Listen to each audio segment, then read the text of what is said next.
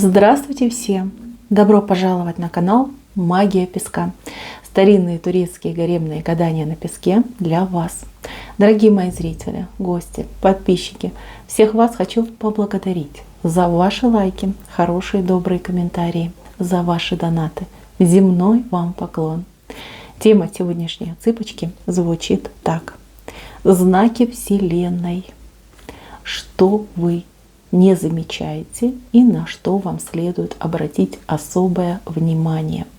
Если тема интересна, загадайте, пожалуйста, на себя, назовите свое имя, свою дату рождения и попросите высшие силы вам подсказать, рассказать, объяснить, что за знаки, чего не видите, чего не замечаете.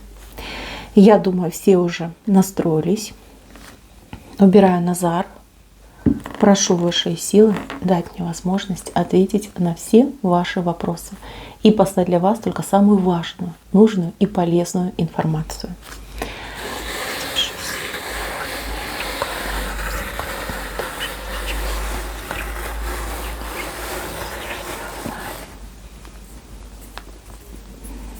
Угу. Так, ну что, мои хорошие, давайте пойдем по знакам. Знаки здесь вышли достаточно серьезные, судьбоносные знаки. Давайте я вам, вот, для начала я просто расскажу, для кого это отсыпка, кому она подойдет, да, на кого пришла информация. Смотрите, здесь у меня люди, которые либо одно и то же действие совершают, да, одни и те же ошибки, либо люди как будто бы застряли во времени, да, такой день сурка, да, когда каждый день одно и то же. И чувствуете вы себя, в болоте, да, застряли, и вот в эту топь все больше и больше проваливаетесь. Вот нет надежды, нет желания, да, вот двигаться, как обреченность. Ну что мне тут лишние движения делать? Да? Все равно ничего не получится, все равно лучше не станет. Вроде как бы сижу. Худо-бедно тут как-то там выживаю, да, приспособился. Вот такое состояние. Даже какая-то уже апатия. Все как-то предсказуемо плохо. Вы в какой-то степени там смирились, приняли. И потихонечку себе живете. Конечно же, вы хотите перемен. Но вот я сейчас такую вещь скажу, вы просто об этом подумайте. Такое впечатление, вот те самые желанные перемены, которые вы ждете, вопрошаете, надеетесь, вот как раз-таки они вас больше всего и пугают. То есть перемены, это потрясение, это страшно. А жить вот так, как живу, да, уже привыкла. Вот такое состояние, честно, даже не знаю, я не знаю, как подобрать слово, чтобы никого не обидеть. Но я думаю, что каждый из вас знает, как это обозвать. Да? Смотрите, это именно для вас. Здесь какая-то жуткая неуверенность в себе, безверие, отсутствие вот какого-то духа, наверное, да? Он есть, но вы его как-то так загнали прям в самый далекий угол своей души и не выпускаете. И я вижу, что были попытки что-то в своей жизни поменять. Но эти попытки, они просто об скалы, да, проблем разбились на мелкие кусочки. Вы еще могли от этого пострадать каким-то образом. Вот. И теперь вы думаете, ладно, что уж там вспоминать, пусть будет как будет.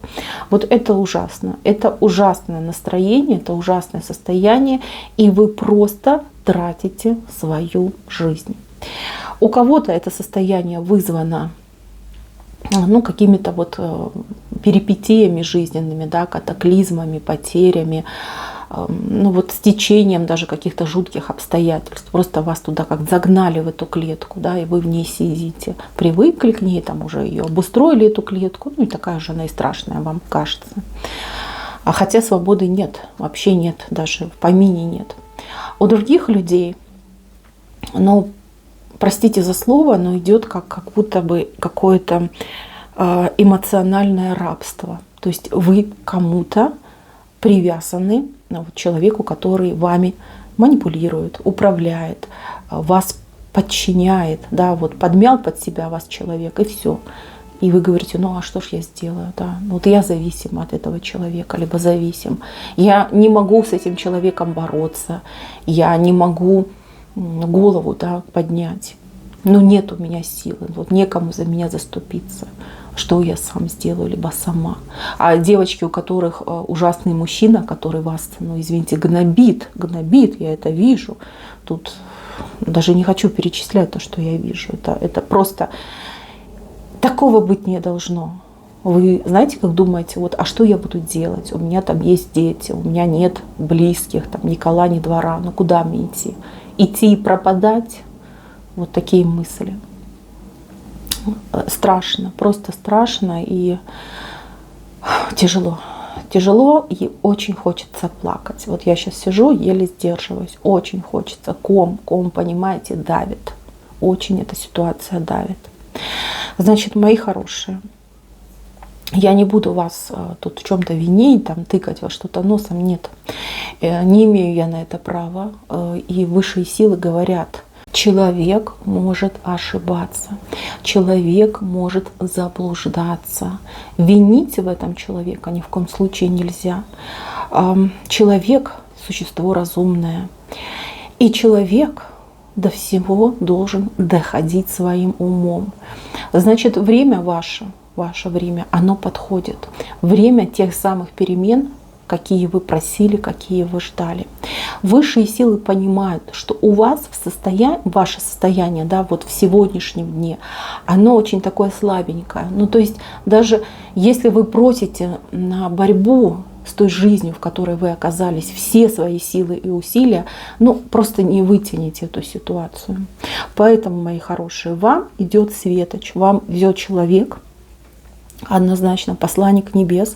Ну вот вы видите, да, вот это вы, маленький вопрошающий человек. Над этим человеком вот огромная коса. Это то, что вас губит, это то, что вас, ну, уничтожает. Вот потихонечку, ну, как по кусочку от вас отрезает, по такому маленькому. Вы кровоточите, вам больно, страшно. И даже, вот знаете, вот страх от того, что вы к этому привыкаете. Вот эта коса над вами. И смотрите, кто к вам идет. Вот такой огромный человек. Даже вот человек сам, видите, он в виде цифры 7, но правда повернутой. Сейчас объясню, что это значит. Человек – посланник небес. Человек – посланник высших сил. Тот, кто вас вытащит, извините, из этого ада. Из этой клоаки человек вас вытащит. Почему цифра 7 перевернулась? Вы этого человека просто не знаете. Вы о нем не знаете, его не знаете. Это может быть как мужчина, так и женщина. Здесь роли не играют. Но этого человека вы узнаете по его отношению к вам, по его поступкам, либо по ее поступкам. Почему этот человек будет вам помогать? Тут сложный вопрос, да, вот высшие силы выбирают этого человека и говорят, вот твоя миссия, иди и спаси ее или его, помоги, вытащи, да, вот подтолкни. Может быть, вам совсем немножечко нужно, да, вот просто вас подтолкнуть, и вы выберетесь из этой ямы. Вот. А человек в вашу жизнь войдет, ну тут буквально вот в течение 2 месяцев. А кому-то из девочек он войдет как муж, кому-то из мужчин он войдет как жена. Ну, в будущем я имею в виду. Кому-то войдет как покровитель, кому-то войдет как, ну, скажем так, названный отец, либо мать, брат, сестра, да, то есть так вы будете этого человека называть. Смотрите, человек этот с вами где-то вот как сталкивается, да, видит ваши грустные глаза, либо, например, человеку кто-то о вас рассказывает и говорит, вот знаете, вот есть такой несчастный там мужчина, женщина, ну такая судьба там жестокая, суровая, претерпел, натерпелся, страдает, там погибает этот человек. И вот, пожалуйста, человек бросает все свои дела, идет к вам на выручку, идет вас спасать, вам помогать. Здесь в чем знаковость этой ситуации? Она заключается в том, что вам пришло время покончить со своими муками и страданиями, с одной стороны. С другой стороны, это действительно обещанная компенсация, либо награда за то, что вы пережили. Ну хватит, ну что, всю жизнь страдать, всю жизнь по боку пустить, да, в расход себя пустить. Ну так нигде не бывает. Это против воли высших сил, против закона Бога и людей. Вот поймите, вы свое уже отстрадались. Причины страданий, ну у всех они разные. У кого-то это были действительно сложные времена, ваши ошибки в какой-то момент, возможно, карма, какие-то грехи, которые тянули вниз. Вот тут разбираться мы не будем. Это вообще нужно индивидуально смотреть. Поэтому, мои хорошие, тут мы это опустим, да, оставим. Главное то, что вас действительно не оставят на произвол судьбы. Муки заканчиваются, и страдания ваши заканчиваются. Так, еще. Ну вот, есть человек в вашей жизни, человек, который, ну, действительно с вас тянет. Вот тянет, вот до последнего, все уже вытащил и говорит: еще, мне еще.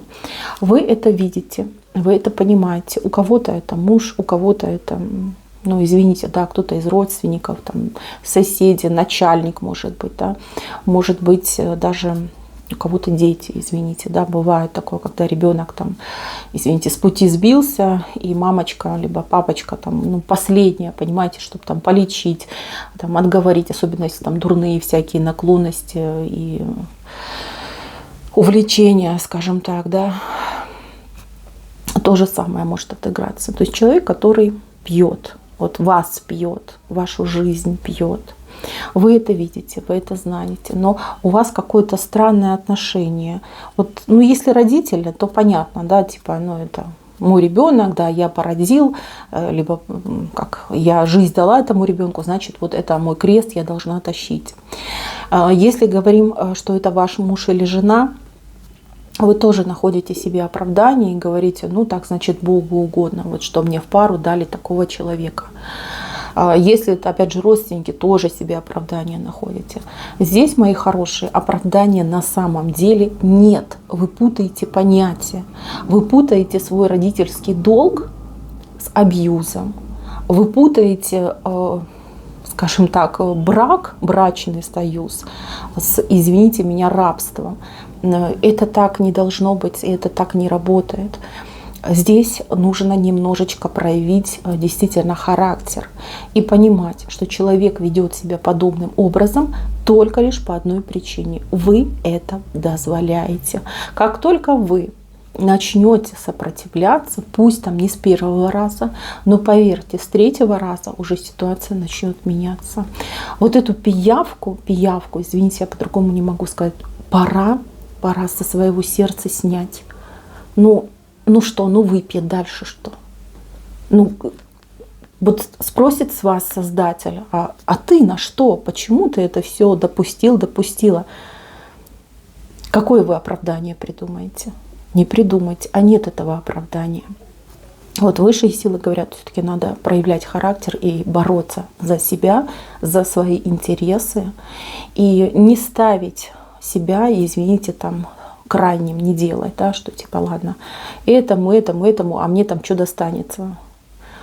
Вот так нельзя поступать. И если у вас есть дети, вот многие мамочки скажут: ну а что я сделаю? Да? Я вынуждена терпеть мужа-тирана, потому что у меня дети маленькие, я их сама на ноги не поставлю. Девочки, ну я не буду вам говорить, да, что из более худших ситуаций выбирали женщины, и не с двумя, не с тремя, а с большим количеством детей. Это всего лишь ваше оправдание. Это страх и безверие в саму себя. Но если вы могли столько лет терпеть этого человека, что детей на ноги не поставите? А какой пример видят ваши дети? Они что, счастливые? Они что, в ладоши бьют, когда вас, извините, этот человек угнетает? Нет. Вот подумайте об этом. И знаете, что еще вам скажу? Как только вы начнете поднимать голову, а вы ее начнете поднимать, вам уже идут вот эти желания, да, вы уже чувствуете, что вы кипеть начинаете. У вас понимаете как? Вот даже не знаю, как вам объяснить. Вот идет человек с похожей ситуацией, вот как, не знаю, товарищ по несчастью, как правильно сказать, да? Вот у вас кто-то появляется, кто не даст вам упасть и не даст вам сломаться. То есть, да, опять же таки, отыграется еще вот этот спаситель, да, кто к вам идет. То есть вас поддержат. Вы не думайте, что вы один либо одна. Это не так. Это не так. По крайней мере, вот даже по венцу, вот видите, ангел, вот четко нам показали, ангел, который защищает человека. Вы уже не одна, либо один. Вас уже защищает ваш ангел. Очень сильный ангел. Смотрите, какие огромные крылья, да? Мало того, что они огромные, еще вот видите, как вас полностью защищают, закрывают. То, что вы к ангелу мало обращаетесь, но извините, это уже вы сами должны себя спросить, почему я так редко обращаюсь к своему ангелу-хранителю, почему не прошу защиту, заступничества. Но несмотря даже на вот этот сильный знак, все равно идет тот, кто будет вас поддерживать и вам будет помогать. Кто заступаться за вас будет, да? Как охранник, как правильно сказать, да? Защитник ваш идет. Что касается людей с дурными наклонностями, как только этот человек почувствует, что, извините, я больше не могу жить в свое удовольствие, и никто не будет там для меня деньги там зарабатывать, тащить на себе, там, жалеть, лечить, то я же пропаду. А поверьте, человек все-таки такое создание разумное, даже вот опустившийся человек, все-таки что-то начнет срабатывать. Человек испугается вот, да, остаться в одиночестве со своими проблемами. Ну, а кто меня будет кормить? Да? Кто будет меня там стирать, купать и ухаживать за мной? И человечек вот задумается о том, что, знаете, кто-то попросит, скажет, я хочу лечиться, я хочу поменяться, я нуждаюсь там в такой-то помощи. То есть ситуация начнет меняться. Дальше, мои хорошие, еще очень серьезный знак касается вас, вашей работы и вашей, ну, скажем так, активности, да, вашей реализации. Я вижу, что кому-то прям, ну вот это либо два человека, либо какие-то две преграды. Может быть, вас подставили, может быть, вас как-то, вот знаете, как обманули, может быть, дважды вас обманули, подставили. Ну, вот как люди очень плохие встретились, и, возможно, даже вас как-то вот на вас повлияли, да, что вы в себе как будто бы разочаровались. Вы не считаете, что вы способный человек, вы не считаете, что вы мастер, что вы профессионал. А кто считает, все равно есть неуверенность, что вот я начну, а у меня не получится. Я буду работать, я буду всего себя, да, всю себя вкладывать в дело, а результата не будет. Да. Я только лишь потрачу время, там, деньги какие-то последние потрачу. Ничего не получится. Ничего. Но, мои хорошие, я вам тут секрет открою, что у вас заложены какие-то, ну, просто нереальные таланты, причем накопленные вашим родовым каналом, то есть вашими предками накопленные. Вот, они в вас есть, и они в вас сильны.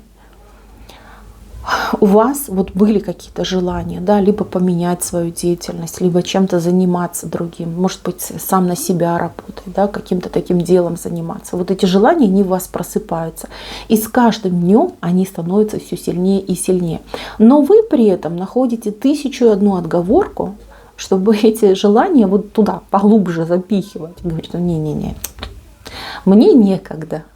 Не буду терять на это время, все равно перспектив никаких нет. Вот смотрите, мои хорошие. В вас кто-то поверит больше, чем вы верите сами в себя. И это человек, ну, я так понимаю, что либо это кто-то из вашего близкого окружения, либо, может быть, ваш новый работодатель, допустим, да. То есть человечек видит вас, видит, что вы порядочный, честный человек, что вы работящий человек, что вы, ну, вот живете делом, которое вы делаете, очень ответственный человек. И вот этот человек начнет вас поддерживать, да, вот считайте, что он садовник, либо она, А вы, аленький цветочек, да, начнет за вами ухаживать, окучивать, поливать, подкармливать и прочее, прочее. И вы расцветете. Вот благодаря тому, что кто-то в вас поверит в вас, человек доверится вам, поверит в вас, вы действительно вот свой профессионализм, свое предназначение, вот именно в своей активности, вы его реализуете. Вот да, такое бывает. Бывают люди от рождения сильные, вот их ничем не прошибешь. Они вот идут напролом, да, и там море по колено. А бывают люди вот как вы, кому нужно, чтобы кто-то поддерживал, кто-то подсказывал, кто-то... Это нормально, мы все разные. И кто-то, вот знаете, да, определенный период жизни живет, вот нуждается в помощи, а потом переходит на новый уровень и говорит, а теперь я буду помогать. Все, я уже знаю, как это работает. Вот мне идет информация, что вы именно такой человек. Вот до сегодняшнего, допустим, да, до сегодняшнего там гадания вы всегда нуждались в ком-то, чтобы кто-то в вас верил, поддерживал, подсказывал. Прожив весь этот опыт, получив этот экспириенс, вы поменяетесь в течение вот нескольких лет. У кого-то там идет, ну, там 3-5 лет, вы станете другим человеком. Уже вы станете вот таким спасителем, спасателем, защитником. Вы уже будете помогать. То есть, чтобы вы понимали, не зря вам все это дано, не зря вы это все переживаете, вы будете другим человеком, с другим сознанием, с другим пониманием, более прокачанным, более в себе уверенным, знающим человеком, который, ну, скажем так, столкнулся со всеми ужасами и страхами, комплексами, все это пережил, проработал, и теперь вы знаете просто вот уникальный рецепт, да, на все случаи жизни. Вот так вот у вас пойдет. Что я хочу, чтобы вы точно для себя знали? Вот самый главный знак, который вам посылают. Вам говорят, высшие силы вот всегда с тобой, тебя видят, тебя слышат. Мы всегда знаем, что с тобой происходит. Да, не всегда ты нас зовешь, да, не всегда ты готов, либо готова принимать нашу помощь.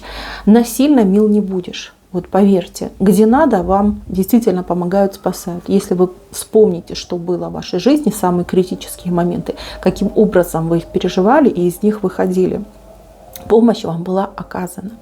Вас здесь просят об одном, по крайней мере, ваш ангел-хранитель, чтобы вы давали больше возможностей для вашего ангела на маневры. То есть, когда человек обращается к высшим силам, просит заступничества и помощи, словно бы открывает дверку в свою жизнь и говорит, пожалуйста, вы вольны войти и помочь. А когда человек не просит, когда человек, ну, как, думает, да, что кому я там нужен, боже, какие высшие силы, кому я нужен. Но, соответственно, вот этот канал помощи, он сужается. И вашему ангелу-хранителю вам намного сложнее помочь. Я уже давала, не помню, на этом канале, возможно, либо на другом, на этом точно давала. Ну, давно это было, да? Я вас учила, как вам заручиться поддержкой высшей силы. Может быть, новенькие люди пришли, может быть, видео то мое вы пропустили. Значит, мои хорошие, утром, вот прям с самого утра, ну, вы же встаете утром, там, идете в уборную, да, умываетесь, чистите зубы. Просто вот смотрите в зеркало и обращаетесь к своему ангелу-хранителю и говорите, ангел мой, будь со мной. Ты впереди, а я позади. И просто аминь. 3 сказали. Ну, сколько времени на это уйдет? 30 секунд, 20 секунд. Это просто невероятно, вот если подумать, да? Скажи простые слова, обратись к своему ангелу. Он будет помогать в течение дня. Будет вот прям вас вот так защищать своими крыльями. Поверьте, это намного лучше, чем вот ангел к вам пытается там дотянуться и пробиться, когда вы не просите. Просить у высших сил – это не грех, это нормально. Поэтому не стесняйтесь, не бойтесь. Просите ангела, и жизнь ваша будет улучшаться. Значит, зачем вы зашли на эту отсыпку? Чтобы узнать, жизнь ваша будет меняться и меняться в лучшую сторону. Хватит страдать, время вышло. Вот, мои хорошие, готовьтесь. Жизнь у вас засверкает красками. Придет удовольствие, придет радость, придет реализация. На этом все. Спасибо за внимание. Всем пока-пока.